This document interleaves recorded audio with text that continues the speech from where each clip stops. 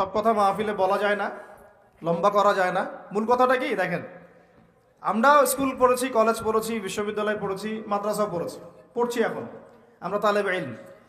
এখন কথা হচ্ছে আমরা শরৎচন্দ্র বঙ্কিমচন্দ্র সব পড়ে ফেলছি, ইংরেজি পড়ে শেষ করে ফেলছি, ফিজিক্স কেমিস্ট্রি বায়োলজি পড়ে শেষ করছি, ঠিক আছে, আমরা জিওপলিটিক্স অর্থনীতি সব পড়ে শেষ করছি। এগুলো আমাদের সিলেবাসে ছিল তাই পড়েছি। কেন পড়েছি? কারণ সিলেবাসে ছিল। না পড়লে কি হবে? পরীক্ষা দিতে পারবো না। পরীক্ষা দিতে না পারলে কি হবে? সার্টিফিকেট আসবে না। সার্টিফিকেট না আসলে চাকরি হবে না। চাকরি না হলে বিয়ে শাদী হবে না।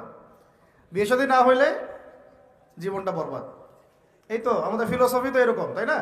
নিজের পায়ে দাঁড়াইতে পারলি না তুই, নিজের পায়ে। এখন এই দুনিয়ার একটা ফিকির দিয়ে, চেতনাটা দিয়ে আমাদেরকে এই 10 থেকে 20 বছর এগুলো পড়তে হলো, আমরা পড়লাম।